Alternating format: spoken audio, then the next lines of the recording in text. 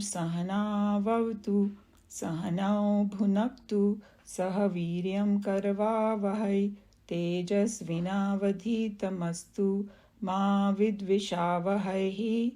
Om Shanti Shanti Shanti. Hari Om Shri Gurubhyo Namaha. Hari Om. Vasudeva Sutam Devam Kamsa Chanuramardanam Devaki Paramanandam Krishnam Vande Jagadgurum.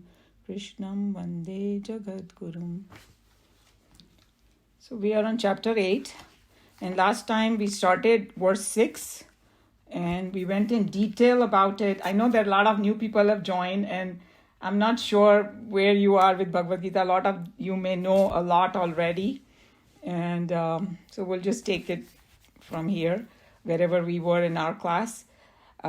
So we were at juncture where Krishna Bhagwan actually said in verse 5 that whosoever leaving the body goes forth remembering me alone at the time of death, he attains my being. There is no doubt about that. So basically he was saying that if you remember Bhagwan at when you are dying exclusively, you will get moksha. Very simple words. But the whole idea is, what does remembering Bhagwan mean? That's the main thing, because it's like, hey, just remembering Krishna, I will get moksha, or what does it mean? So we went in detail, and a little bit of it is going to open up in the next few verses also. And then obviously it sounds too simple, because it sounds like I can do whatever I want during my life, and then at the time of death, I just have to remember Krishna, that's it, and I'll get moksha. If it was that simple, everybody would get moksha. That's not how it means. So whatever your convictions are, whatever your main thought process throughout your life has been, that's what is going to come in front of you when you are dying. That's what basically the scientific fact. Just to make it very simple, I know we discussed a lot of different things, but for the new people, I was just trying to make it a little bit simpler. And in verse 6, Bhagwan is, obviously Arjun also had a same kind of reaction probably. Hey, that sounds too simple. So he has to explain it further. So in verse 6, he went to explain that if you exclusively think of Bhagwan, you will get the moksha. But what if you don't? What happens then? So whatever your last thoughts are, according to that, you take your journey the next life. Very scientific fact. And the way we have to understand it is that whatever our main convictions are in our life, whatever our main desires are, whatever our main thoughts are, the most pressing things in our life that we really want, that's what comes out at the end. And when the chips are down, you cannot start thinking, hey, what should I be thinking? It automatically will come. That's the whole idea. So then what we should be doing and all that, if that is the scientific fact. But anyway, we are still going to read verse 6 is Swamiji's commentary, because he is going to bring out many different ideas into there, and it'll open it up. So who is a volunteer to read Swamiji's commentary? Neeluji, go ahead.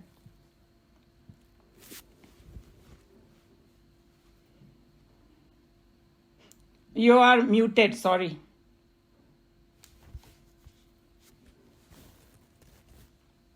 Now your video is gone. Yeah, no, now video is there.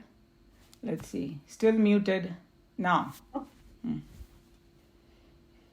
Whosoever at the end leaves the body thinking of any being, to that being only he goes. O Kautanya, O son of Kunti, because of his constant thought of that being. So the word is O Kaunteya. Kaunteya is because he's a son of Kunti. So that's a Sanskrit way of saying Kaunteya. That's what it is. So I'll just explain that he's saying. Whosoever at the end leaves the body thinking of any being. So here when he says being, whatever your main thought is, to that being he goes. So, for example, just a rough example, for some people, if the money is the only thing in life, then, in next life, he will get that. Doesn't mean that he'll be happy or sad or anything about that, but that's what it is. Whatever your strongest desire are, that's what you will get. That because whatever your strongest desires are, that's the thought going to come to you. Declaring this well thought out conclusion of the rishis, the self-dedicated thinkers of India, the Lord says, whatever object one remembers while leaving the body, that alone is reached by him, be it a dog or a god. So Swamiji made it very clear. And there is a Puranic story also that I don't know, you must have heard of this Jad Bharat ki story hai Puran mein. He was a very kind of great saintly person, पर उसको end में ना एक deer से मोह हो गया था. He started taking care of this baby deer and he got so enamored by it that वो उसी के बारे में सोचता रहा that he has to be born as a deer. So that's the whole idea. Ki whatever your strongest thing is, that's what you become. Huh? Perhaps some misguided old men of false renunciation in their senile ataxy, but have come to a lunatic conclusion that whatever one thinks in one's last moment, that he becomes. But the son of the Aryan era is not ready to accept it. Arjuna, as a true representative of that age, must have suffered sufficiently at the blank bluffering in the previous stanza, and when Krishna started to overwhelm his students by quoting the wise of the land, Arjuna's patience must have come to an end, and the royal displeasure must have been sufficiently expressed in his raised eyebrows. The teacher in Krishna, noticing it and respecting his healthy trait in the Hindu, hastens to explain the scientific foundation upon which the entire edifice of the above-mentioned theory stands. O son of Kunti, because of his constant thought of that object. So here, I know Swamiji's language is a little bit too hi-fi and it gets a little while to get used to, and he uses long sentences and all that. So if you don't have the book, it might completely throw you off what he's saying. What he's saying is that just like anybody else, Arjun also was confused about this. Hey, that sounds too simple, right? You just think of something and that's what you become. Even that Jad Bharat story probably sounds a little bit outlandish. But there, uske piche ek scientific fact छुपा हुआ है कि, as you think, so you become. So, and then in the last class, we had gone into very much detail about it, that actually what it means is your deepest convictions are the ones that you will. So sometimes, somebody can die in a complete accident and they may not, remember. The last thought may not be of a God, but if the whole life he has believed in God, then that does take effect of it. A random thought here and there is not going to do it, but your deepest conviction, your beliefs, your shraddha, and all those things are actually here meant by it. And when you say that because of his constant thought of that object, जो हमारा सबसे predominant thought होता है ना throughout life, या we in spirituality we try to change our direction of our thought. That's what we're gonna do. If you are able to change the direction of the thought, then of course that will come into play. Whatever your constant thought is, that's what you're gonna become. And the truth is, your thoughts at the end of your life will be what you really want. Not because somebody has said it, hey, भगवान को याद करो तो भगवान को पहुंच जाएगा तो तुमको याद आ जाएगा भगवान. अगर तुमने भगवान के ऊपर बहुत सारा समय बिताया होगा सोचने में और वो सब किया होगा, साधना की होगी, तभी वो आएगा. That's what the whole idea is. So keep that in mind. Because of its constant thought of that object, that's what you will get. It's something like, even in the worldly sense, say after the class, okay, all of you will do something. Somebody might go out for shopping, or you might go have your lunch, or whatever your predominant thought is, that's what you're going to do. So your action is always preceded by the thought. So first you're going to think about it and then do it. And each one will do something different, probably, because that's what your predominant thought is. Just a worldly example. So here also the same scientific fact applies. That, whatever your last thought is going to be, that's what you will do. Go ahead. As you think, so you become, is a theory which is obvious to every intelligent man, even without an explanation and intervention from any wise-looking philosopher. Thoughts guide all actions, and at any given moment, the run of thoughts in an individual is governed and ordered by the channel of thinking, which he himself has ploughed in his bosom with his conscious and willful thoughts and actions in the past. Naturally, therefore, a mental equipment that has been struggling during its existence in an embodiment to detach from all its identifications with that embodiment and to fix itself in the contemplation of the real and the eternal, which he creating new channels of divine aspiration, adhyatma, samaskara, the time of death when the occupant of the body has packed up to quit is not the moment to decide or to plan the travel. At such a moment, instinctively, its thoughts would run through its habitual channels, and the flight of thoughts at that moment determines the direction of the ego's pilgrimage. Okay, so these are the similar thoughts, but huh? बड़े लंबे चौड़े sentences. Okay, so this is what he's saying. Firstly, let's make it very simple. He's saying at the time of what does it say? Death. The time of death, when the occupant of the body is packed up to quit, because पूरे packing होती है हमारे body में when we are leaving. Just like, when you go from one place to another, सारा सामान pack करना होता है, वैसे इंद्रियां and all these things, they all get packed up and they, quit from the body. So he's saying that's not the time to plan the travel. अगर मुझे कहीं जाना है समझो, if I from San Diego I want to go to New York, so मैंने पहले planning कर ली, right, कि मुझे न्यूयॉर्क जाना है. फिर मैं एयरपोर्ट पे जाके मैं सोचूं, अरे मैं अगर सैन फ्रांसिस्को जाती तो बहुत अच्छा था, मैं जाऊंगी San Francisco? No, I'll still go to New York. See what I'm saying? Because that's what I have planned my life. That's what he's saying, that जो तुमने जिंदगी भर किया हो वो ही आएगा आगे और वो ही फलीभूत होगा. एक रैंडम थॉट आएगा तो उससे कुछ नहीं होने वाला. That's one point that we have to remember.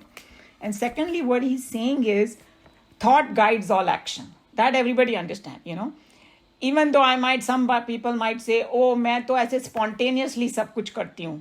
Like, I don't think about it and I do it. But scientifically that cannot happen. The thought always comes first and then you act. Mentally you have to first think about it. It may happen very quickly that you may not know, but thought always comes first and then you do it. Uske bina nahi ho sakta. Means your mind has to be in it. That was the second thought. And then what he's trying to say is that we are trying to change the channel of our thinking. Dekho, adhyatma sanskar unhone bola. That's what human life is made for. Humans are the only one who go into adhyatma sanskar. I mean, we try to change our ways, right? Our weaknesses we try to get over. A dog will always remain a dog. You can train him to a certain extent, of course, but uski jo fitrat hogi wo वैसी रहेगी. A lion will never become a vegetarian. A cow will never become a non-vegetarian. But a human can be either. You know that. So we are given this choice to change. And so we consciously change our thoughts. तो उसमें आध्यात्म संस्कार हम लाते हैं. अगर वो हमने किया sufficiently किया for the long time, तो वैसे वाले संस्कार आ जाएंगे हमारे end में. And then our life will be according to that. That's what he's trying to say. So we have to do this sadhana throughout. Or jab bhi jago tabhi savera. Somebody say, okay, I have not done it yet. Hey, then you can take it up right now. You don't know when the death is coming, but at least try. So, these are all scientific things he's talking about. And then here, the last thing I wanted to say is that at such a moment, this is very, very important. Instinctively, its thought would run through its habitual channels. It's something like whatever habit I have, that's what is going to come out. If there is a drunkard, he sees a liquor shop, habitually he's going to go in there. But if you don't have that habit, it's not going to do anything for you. So whatever your habitual channels are, that's what is going to come out at the end. That's what he's saying.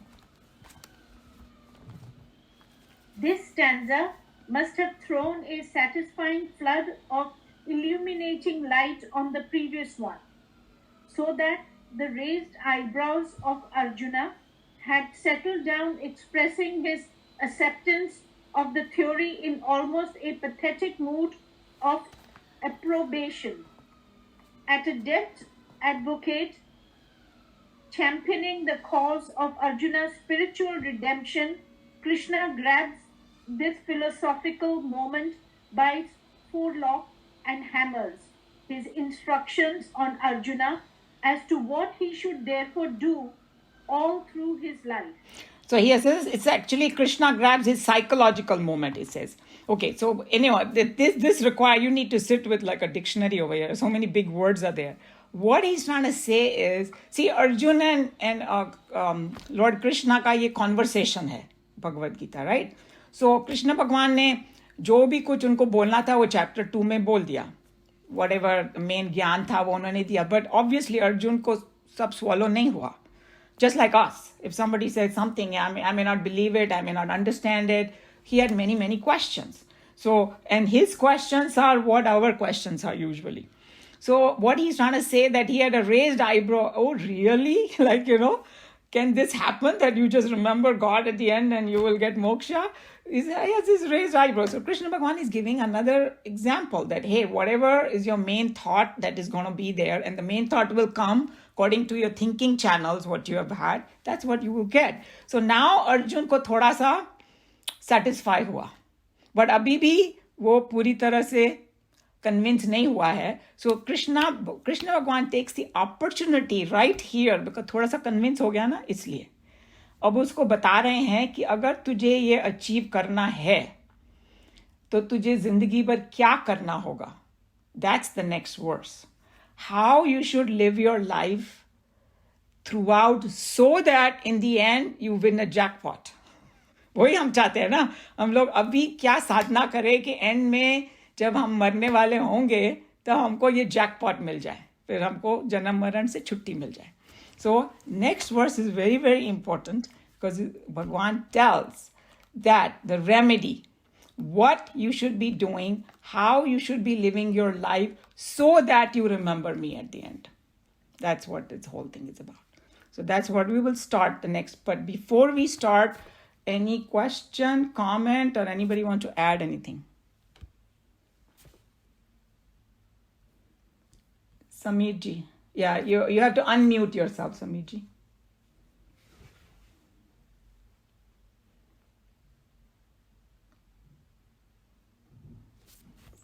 There should be a red icon. Yeah. There you are. Yes. And Meenu ji has another question too, so I'll come to after Sameer ji. Yes. Okay. Can you hear? Yes. Okay. Well, so many good things said it here. Swamiji is, of course, very good in explaining, so as you are. As far as thinking at the last moment, how habitual channel comes into the picture. There is a little funny story that I had read sometime. Mm-hmm. A guy, a businessman, who was going to his office one morning in taxi in Mumbai, and all of a sudden taxi got in an accident. And the accident was kind of set up. So by the time the ambulance came and the guy was brought out, this businessman brought out injured, almost last moment of his life. The ambulance guy measured the temperature, and the temperature was 105 or something like that. So when he heard 105, he said, "Sell it." His mind was all on the Stocks. business. Stock. Yeah. So he said, "Sell it." So that's what happens. Yeah. Your channel was that channel, he lived all his life. So That's what. last moment it came. Very good example. Yes. No, that says it all. Your little story says it all. So whatever you have done all your life, that's what is going to come true. Very nice. Thank you. Minuji? Yeah, so as in this one, you said the example of Jad Bharat, and Jad Bharat का पूरा 3 chapter है भागवतम में. तो जब ने कैसे पहले हिरण का शरीर धारण किया, फिर उसके बाद उन्होंने मनुष्य का धारण किया, उनका नाम ही भरत रखा और जड़ भरत रखा. लेकिन इसी तरह से अगर आप भागवतम और रामायण पढ़ेंगे तो अजामिल की कथा भी एग्जैक्टली. हाँ, सिर्फ नारायण का नाम लिया क्योंकि उसने अपने पुत्र का नाम नारायण रखा. राइट. कि था एक ब्राह्मण का पुत्र ही, लेकिन जंगल में गया था तो उसने किसी को करते देखा तो उसका मन उसी में आसक्त हो गया. तो इसी में इस तरह से महाराजा खटवांग की कथा है. जो महाराजा खटवांग के बारे में बहुत पुराने राजा हुए जो स्वर्ग में जाके इंद्र के लिए युद्ध करते थे. तो जब उन्होंने युद्ध फिनिश किया तो उन्होंने बोला कि मुझे वापिस धरती पे भेजो. लेकिन आपको पता है कि उनका कल्प और हमारे कल्प में बहुत डिफरेंस है. तुमने बोला आपका राज्य तो सब खत्म हो चुका, अब तो कितने हजार साल हो गए. और उसने बोला मेरे जीवन के कितने क्षण रहते, टाइम रहता. उसने बोला आपके सिर्फ 2.5 क्षण रहते. तो उसने बोला मुझे 2.5 क्षण में वापिस भेजो जिस भी तरह से. और राजा खटवांग ने 2.5 क्षण में ये वैकुंठ प्राप्त किया था. क्योंकि अगर आप उस 2.5 क्षण में भी अगर अपना चित्त भगवान में लगा लो तो ये आप कृष्णा का गोकुल धाम प्राप्त कर सकते हो. ट्रू. सो अजामिल का नाम ये है कि on one hand it sound very simple. उन्होंने नाम रख दिया नारायण तो पहुंच गए. तो it kind of shatters this whole thing. Hey, then why do I have to work all life, right? But उसमें काफी कुछ है उस स्टोरी में. पहले तो है कि he was originally a good guy, right? He was had a good sanskaras. So all that does count what he has done in his life, because everything counts, whatever you have done. And then it seems that he turned bad. Then he did a lot of bad stuff. And then what happened was that कोई ब्राह्मण वहां से पास हो रहे थे. So उसके पुराने संस्कार वापस आ गए. तो उन्होंने वो ब्राह्मण को थोड़ी सेवा की. उस ब्राह्मण की सेवा कर ली उसने, राइट. सो अगेन पुण्य हो गया ब्राह्मण की सेवा की. और ब्राह्मण की सेवा की मतलब सेंट्स एंड सेजेस. तो सेंट्स एंड सेजेस ने सोचा कि कुछ सेवा की है तो उसको कुछ देना भी चाहिए, right. You should return something to them. So उन्होंने बोला कि इसको कुछ मंत्र वगैरह दे देता हूँ, लेकिन ये अभी कर नहीं पाएगा ये सब, बिकॉज अभी ये ना ही इज गॉन टू अस्ट्रे हो गया ये. तो चलो इसके बेटे का नाम नारायण रख देते हैं ताकि इसको पुराने वाले नारायण याद आ जाए. Okay. So there is a lot more in that story. And in Bhagavad Gita also there is one couple of verses that are going to come where Krishna Bhagwan says that कितने भी तुमने पाप किए हो जिंदगी में, पाप का पूरा सागर भरा हुआ हो, लेकिन अगर तुमको ज्ञान की नौका मिल गई तो तुम उसमें बैठ के पार हो सकते हो. These are exact verses, you know. I don't remember which chapter is going to come, but it will come. Right. So the moment you try to change the channels of thinking and you are very, very genuine about it, then it can happen. But a fake thing is not going to happen. That's all it is.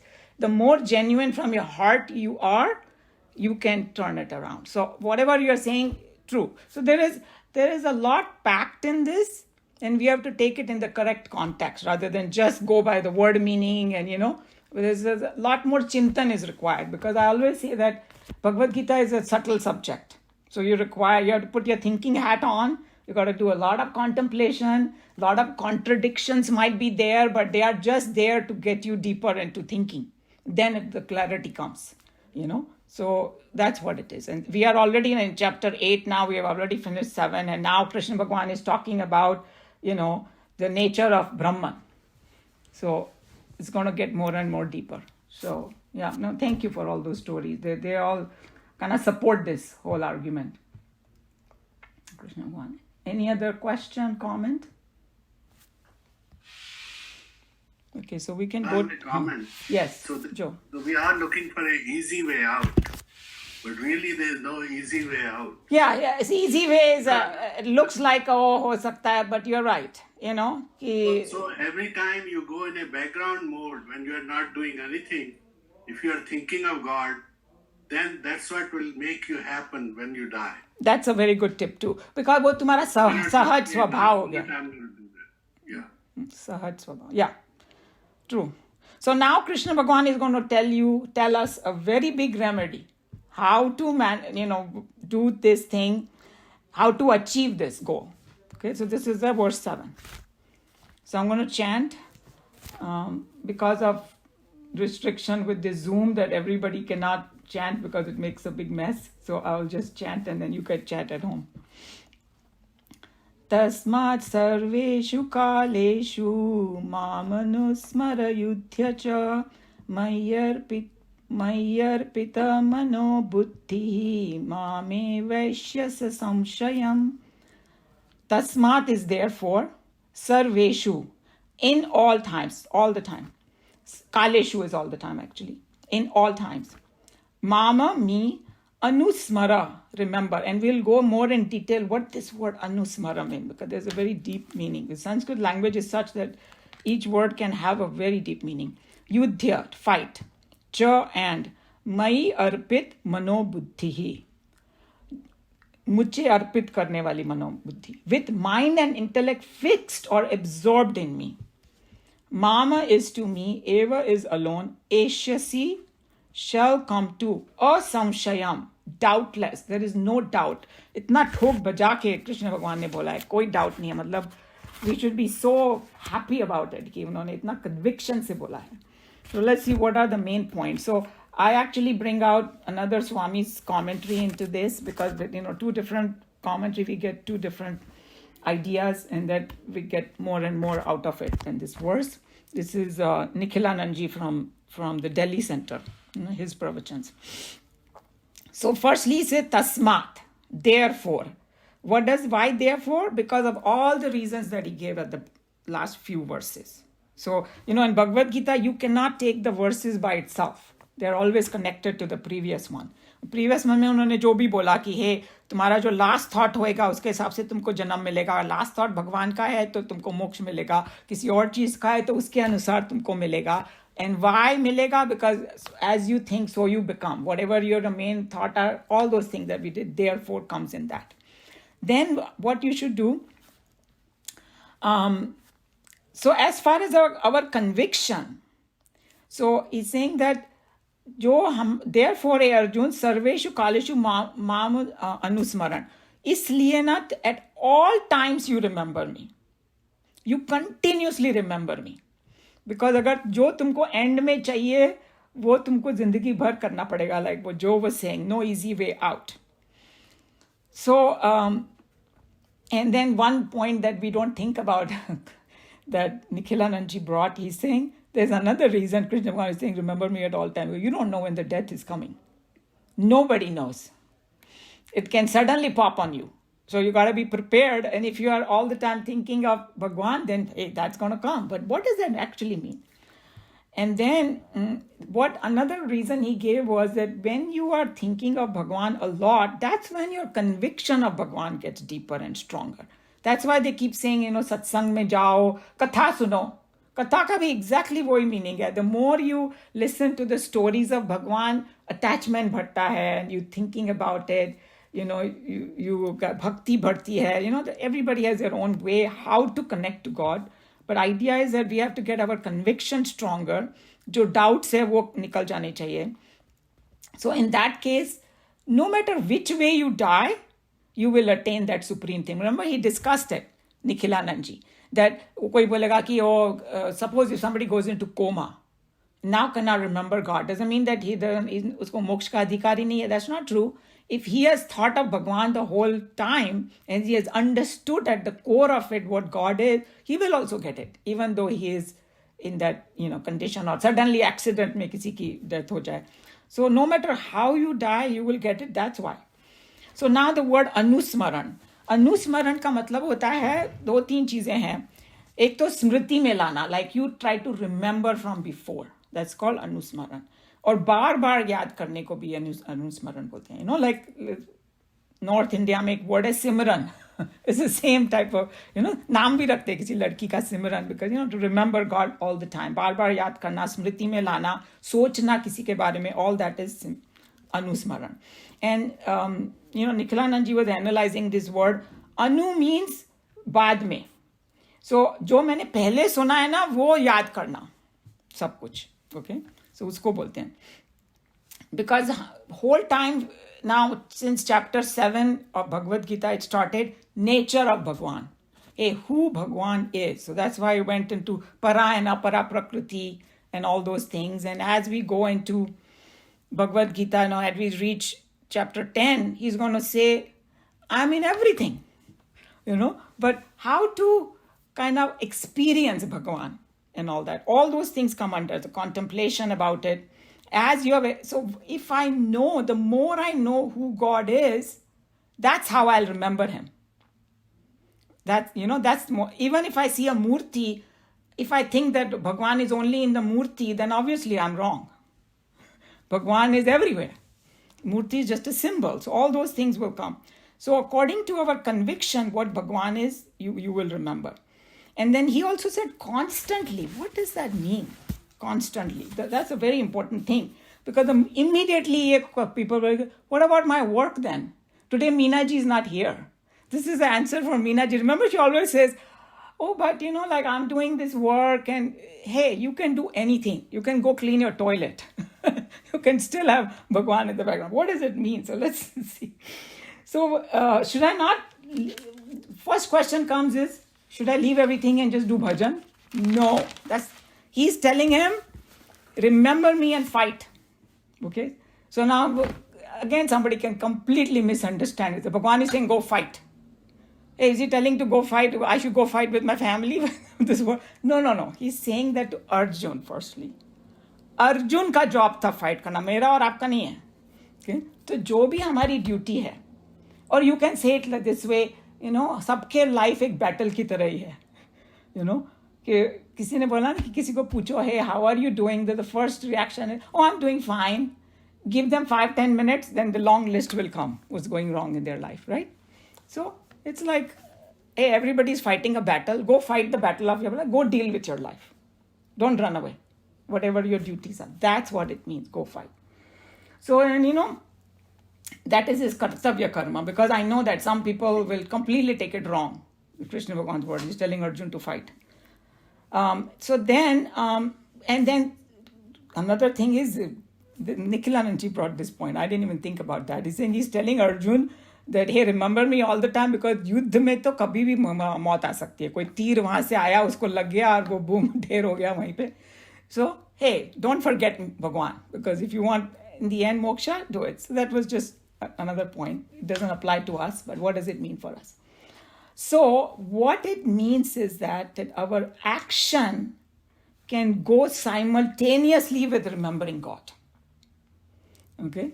So how does that, even that, I want some more explanation, how that can happen. Because he's saying that it doesn't mean to keep chanting. It means to keep the bhav of Bhagwan inside me. Okay?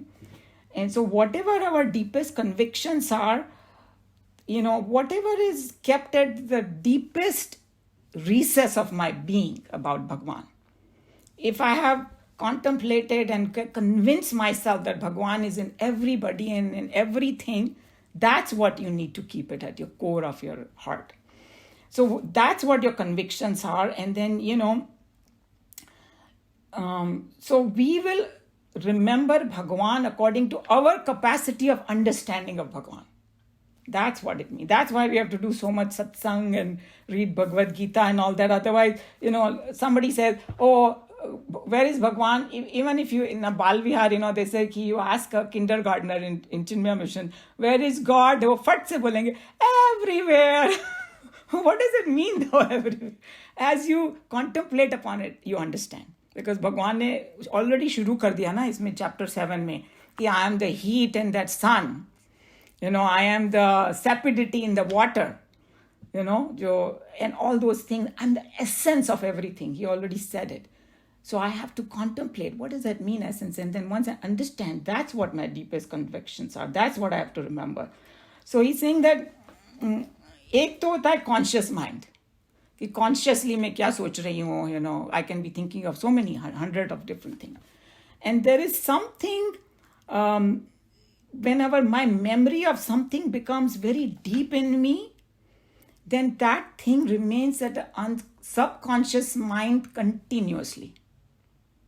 I don't have to necessarily think about it. It goes deeper into us. And the example is very simple, and everybody will relate to his example. Do we ever forget that we are human beings? We know it. Do I have to keep saying it? Hey, I'm a human being. Or like man and woman is here. At the core of my being, I know I'm a woman, or a man knows he's here. He doesn't have to declare it. In today's world, it's maybe something different is happening, but that's it. Let's not get into that. Basically, what we are saying is there are certain things, those are the facts, and I believe in it, and that becomes my deep memory. I don't need to constantly say it or try to remember. It's always there. Everybody agrees that happens, So that's what they're talking about. So it's from that perspective, if you have that deep conviction about who God is and understanding of God, then you don't need to be sitting and chanting all the time. Does that mean that chanting is not necessary? No, chanting also is great because that's like a aid. That's a support, That's what it is. So it has its own very important place. So he's saying that this is like an expression constantly available to us. This example that I gave, same way Bhagwan ka example, that if I know Bhagwan, he will be at the core of my being. So what he was saying that, what is my conviction about my relationship with God? That is going to come into play over here. Because if some people think God is there and I'm here, then that is their conviction. That's what is at the deepest recess. But after studying Vedanta and all that, hey, God and me at the essence are one. Then that will be your conviction. So your memory of Bhagwan will be according to your convictions, what you believe in. And there are so many various facets of it in my memory at all times. And I still perform my duties, right? And what it is that this memory of God will help me to perform my action in a better way. Because if we did the whole chapter on Karma Yoga is nothing but while doing my duty, I remember God in a way, I offer it to God. Right? That's what it means. So that's what it means, remembering God. Then I'm not going to say, oh, why am I doing this? Why this happened? Why people did this? Hey, I'm offering it to God, good or bad. That's His. Then I'm not going to worry about it. See that? So Karma Yoga is nothing but doing action with remembrance of God. So that's because then my attitude towards work will change, offering to God. So what, in the simple words, Nikhilanandji was saying that while performing my action, my attention is on God, and that attention helps me to do my action properly. Okay. So somebody might say, but how that's possible? Like the worldly examples are given. Very simple. Everybody will relate to it because we all are parents. And there are a lot of women in this group. It applies little bit more to women. It's like a new mother and the baby. Her attention is 24 hours on the baby. है कि नहीं? You have come sixth sense हो जाता है वो time पे. The nature has literally given you that. Somebody might say, oh, ये तो एकदम सो रही है जम के. Baby ने जरा चूं किया तो वो एकदम से उठ जाती है. Right? Because in the deepest recess of our mind, it's there. So these worldly examples are also there that can happen. deepest recess of mind is you are tuned to the baby. That's what it's called. I think father may not be tuned, because nothing against men, but women को कुछ natural दिया हुआ है, right? कुछ hormonal changes होते हैं, कुछ होते हैं. She's tuned to the baby to that extent. Later on, she may not be. Once the baby grows and all, you're not. But that early infancy age में tremendous tuning होती है new mother की. So that's how this example is. It can be done. Okay. And then one more example Nikhilanandji gave, in which we have not done it ourselves, but we know about it from India. Those women in the villages, वो मटका रखती है अपने sir पे पानी का और बिना पकड़े उसको चलती है. तो बोलती है वो मटक मटक के चल रही है और वो बात भी कर रही है और किसी से हंस भी रही है, कुछ कर रही है, मगर वो मटका गिरता नहीं है. Because somewhere in her mind it's connected. अगर वो जरा सा भी वो कनेक्शन टूटा ना, फट से मटका गिरेगा. लेकिन they are so good at it, मटका नहीं गिरेगा, कुछ भी करेगी वो. So that's how it is that you have to remember God. And third example, which we all do, is if you're an expert driver, you can drive and you can talk to somebody. I'm not saying that you should be doing the 10 other activities. It can be dangerous, but we can get comfortable because it comes automatically. You can conversing with people, you're listening to song, you're doing this, you're doing that, because you are connected inside. That's how Krishna Bhagavan wants Arjun to be connected to Bhagavan. I thought these were beautiful examples that he gave that keep the attention on me. That's what he's saying. Okay. So this is a very important lesson. Nikhilanandji was saying that while performing action, that action can be performed keeping attention on the Lord. Okay. And then he just reminded everybody that attention doesn't mean some kind of murti or some kind of a picture or something, it's not, Bhagwan is not an image or a murti. Okay. He's something much, much beyond than that. So remember that, So, but what you can use the murti and all as an aid. So that's where the word anusmaran comes. जो तुमने समझा है, जो तुमने किया, उसको याद करो. Okay. And then he says that the second line of this verse says, मन और बुद्धि, माइंड और बुद्धि मुझ में रिसाइड करेगी, फिर मेरे में रिसाइड करेगी. What does that mean? कि जो भी मेरी माइंड, फीलिंग, बुद्धि, thinking and all this understanding, they all will reside in Bhagwan at a deeper level. And because you are tuned to it, and then because of that you will attain me asanshayam, without, there's no doubt. Your mind and mind and intellect will be tuned to me, you will get me. That's what it is. And then he was saying that how in 12th chapter, the exactly same thing Bhagwan talked, when he was talking about bhakti, that you place your mind in me, you place your intellect in me, then you will attain me. So same thing he repeats. There are a lot of repetition in Bhagavad Gita, the more, because he's saying the same thing in a different manner. So this is the technique Bhagwan has given to remember.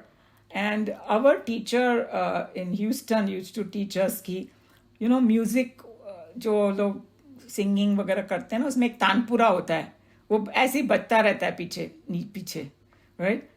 One person is just doing that tanpura. It sounds like a very boring tune, but same tune वो बजाते रहते हैं बार-बार. तो वो तानपुरा की तरह भगवान का तानपुरा चलना चाहिए, she used to say. That's what it is, that keep thinking. And he's saying that, Nikhilanandji was saying that with this technique, so many Mahatmas and people have attained that, even Jivan Mukti and all. Then that's why they keep saying, स्मरण कर लो भगवान को. पर उसके पीछे meaning थोड़ा deep है. What does it mean? And then he also was saying that the significance of taking the name of Bhagwan, if you have done all the other sadhana, if you know what Bhagwan is, then taking the name reminds you of him. Because it's like a portable thing you can carry everywhere. If you have a favorite bhajan or something, if you have, it's a lot easier to remember. It's like Hanuman Chalisa. For some reason, it's very easy to memorize it. I don't know how it happens, but the way it is done, so those are the things, you can take it as an aid to remember him. There's no problem in that. Not that. And then another very important thing he said, which I thought I liked it very much. Nikhilananji said that if you do this way, that remembrance itself becomes a meditation. You know, if you don't get time to sit in meditation, this is the meditation. If you're remembering Bhagwan, you're already in meditation. And then he also brought a very important point that here in Bhagavad Gita, they talked about Karma Yoga, Bhakti Yoga, and Jnana Yoga, right? All three, there is nothing but that while doing karma, if you remember God, it becomes a Karma Yoga. Then you take all your feelings and love and all that and remember God, it becomes a Bhakti. Okay?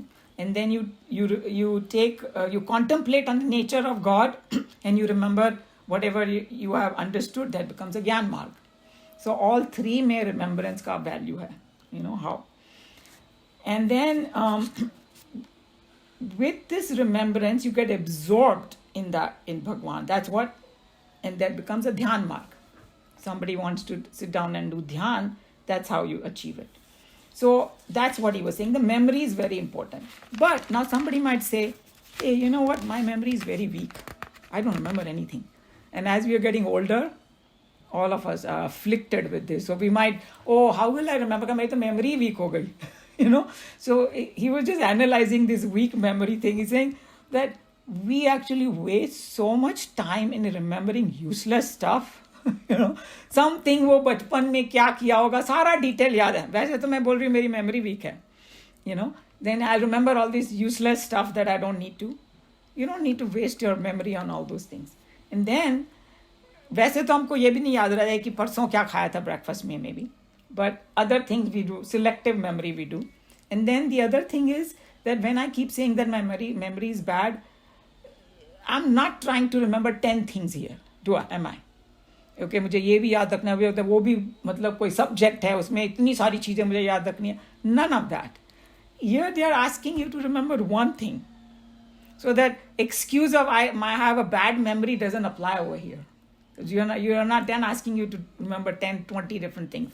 One thing. And he was just reminding that if you really think about it, at the core of it, it's ek onkar.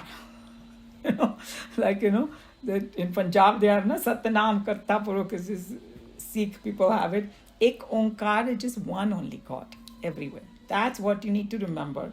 Very simple actually, but very powerful. And that supreme reality we will attain if we do all these things. That state of realization, there is no doubt about it. He said it. Then he's going to open up some more and give more tips.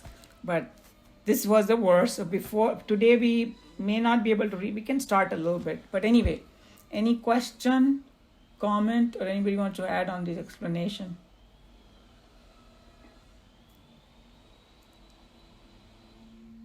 Yes, Samir ji. Yeah. The one word that's in here, Maya Arpitam, is Arpitam,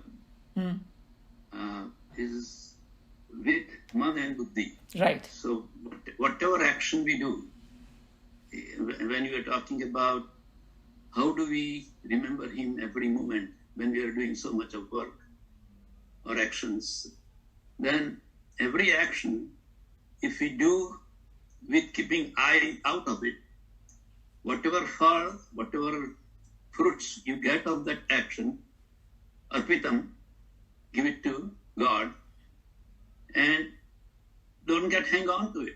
Correct. One after the other. No karma bandhan. Yep. So if we do that so Gnan Yoga and Bhakti Yoga, all combined with Karma Yoga, with this kind of yogas, all three yogas put together, as you said, it gets into the Dhyana Yoga.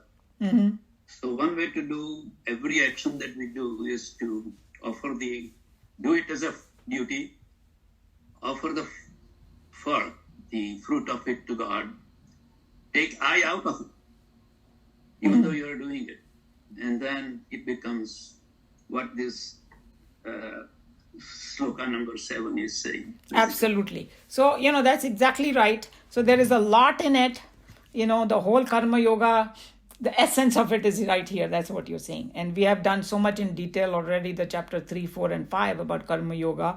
But, Maya Apit Mano Buddhi, that's exactly what it is, what you said. So that is remembering God. So when we say remember, that's what it means. Absolutely right, yes. Any other point? Okay. Who is next volunteer to read this?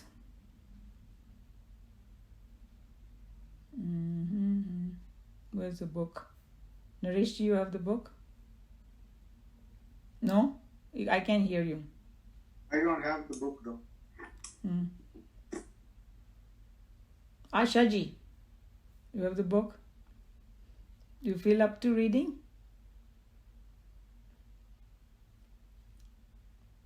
I can't hear you.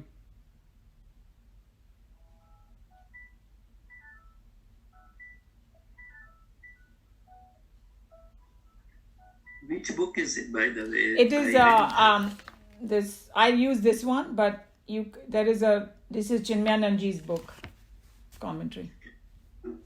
Oh, yeah, I do have the book. And are we talking about the Geeta? Yes, Geeta chapter 7. If you want to read, therefore at all times. Okay. Therefore, at all times, remember me and fight with mind and intellect fixed or absorbed in me. You shall doubtless come to me alone. So here we saw that, we know the meaning of now remember me and fight, mind and intellect fixed and absorbed in me. You shall doubtless come to me. Okay, let's see now what Swamiji's commentary. Yeah, go ahead. Since the path for the individual to wake up to the pinnacles of perfection is laid by his involving thoughts, an individual's life must be lived against a constant background music of the divine awareness. When only half understood, this stanza would kill the generation. Fully understood, it can make the very same generation to constitute the best evolved society in the world. Looking around, one will have to sadly say that our Hindu brethren have chosen to cling to this partial understanding of the sacred declaration in the divine Bible. So he's calling it a divine Bible because at that time he had a lot of other Christian people also followed Chinmayananji. So he's just saying the sacred declaration firstly. If it's half understood, it can ruin you. Hey, do I have to just leave all my duties and keep singing bhajans? Some people might think that way. Remembering God is, just doing, Hare Rama, Hare Krishna the whole time. That's not what they're saying. Okay, you can definitely do that because that's also a very powerful mantra. But to do as a constant background music of divine awareness, all the things that we discussed. That, hey, you should have a constant awareness. And if you truly have that awareness, you will be in the karma yoga, bhakti yoga, gnana yoga mode, whatever you are doing. If you are studying Bhagavad Gita, it will be in jnana yoga. If you are doing karma and you have awareness, you will never do anything wrong. You will do things which ought to be done in the correct manner, and you will, give up the fruit of your action. You won't have any anxiety, all of that. And if you are doing, even if you are singing bhajan, if you are doing it with the divine awareness, it will be true bhakti. Otherwise, it's just some words. So that's what it is. Constantly remember me is the half statement which the so-called religious practitioners try to live in homes and streets. Streets, shops and fields, and a rare few in the jungles. But almost all of them end their practices within a very short time and in utter disgust. They curse themselves for their unfortunate mistake in trying to live the religious life. Such melancholy,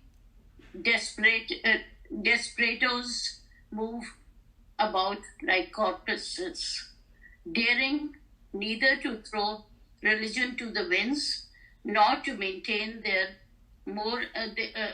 maintain any more enthusiasm to live by it.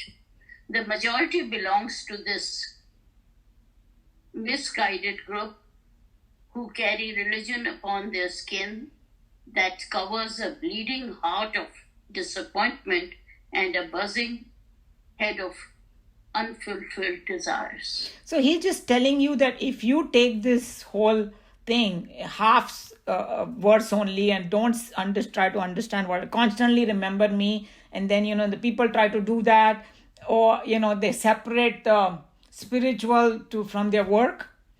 Or I'm practicing spirituality for 1 hour, and then I have to do my other thing for 23 hours. Chinmayananji says that you won't progress. It has to be together. 24 hours you have to do it. Okay, so that's one point. And what does it, if you try to do this half understood thing, it will be utter disappointment. You will leave your practice in the middle. You will be frustrated. Nothing good will come out. And we kind of know, And then ऊपर से दुनिया से भी जूते मिलेंगे because हमने अपनी duty छोड़ दी, right? So दोनों तरफ से गए ना, इधर के धोबी का कुत्ता ना घरता तो घाटता वो हो जाएगा अगर if you just half understand that. That's what he's trying to warn you against. Okay. The Gita, as a practical textbook of religion, exhaustively chalks out how Vedanta can be faithfully lived in life. Not only that, we must try to live in constant awareness of the divine possibilities in us and the ultimate reality behind the world and the happenings around us. But each student of the Vedanta should diligently and efficiently fight on this battle of life. Every scripture is a mirror that reflects faithfully the student's own mind and intellect. Many are unprepared ones who had come to read the Gita and even write commentaries upon it. So he's just trying to warn you that if you are unprepared, and you don't, even with Gita, I told you that sometimes people will just take one shloka and then they don't understand it or misunderstand. A very dangerous thing. So it's all related, everything, and you got to start from the beginning and take the journey. And this constant awareness of the diviner possibility in us, and the ultimate reality behind the world of happenings, because most of the time when we go on the wrong path, or we are kind of not too happy about situations, because we forget, that who God is, or God is at base of everything. And sometimes seemingly things that look wrong, maybe they were to teach you something. So many different ways you can interpret, this thing. So basically, constant awareness of the diviner possibility is a very good way to remember God, and the ultimate reality behind whatever we have studied, that consciousness is the substratum of everything. So if we have that thought in mind, then we have the constant awareness, not trying to do some bhajan or chanting some mantra. That's not what it is. Okay, what we'll do is we'll stop here, because I want to go to the next half an hour. I want to do that, our Upanishad, because the commentary is very long. But this is a very important thing. One is, okay, this is what happens, but how to get there is the most important thing for us. Okay, now I understood that, hey, at the end of my life, my right thoughts have to come. The right thoughts will come if it is my predominant thought. How to make it a predominant thought? This is how you do it. Constant awareness of Bhagwan. So that's why and he will give a lot more tips, and he will give some nice examples and all that. So I think there's a lot more in Swamiji's commentary. We will take it up next time. So I'm going to stop Bhagavad Gita here. Anybody has any burning question for whatever we did? or towards the end also we'll have some time. Somebody has it. Sarvadharman parityajya mamekam sharanam vraja aham tva sarva papebhyah mokshayishyami ma shuchah. Hari Om. Shri Guru Pyo Namaha. Hari Om.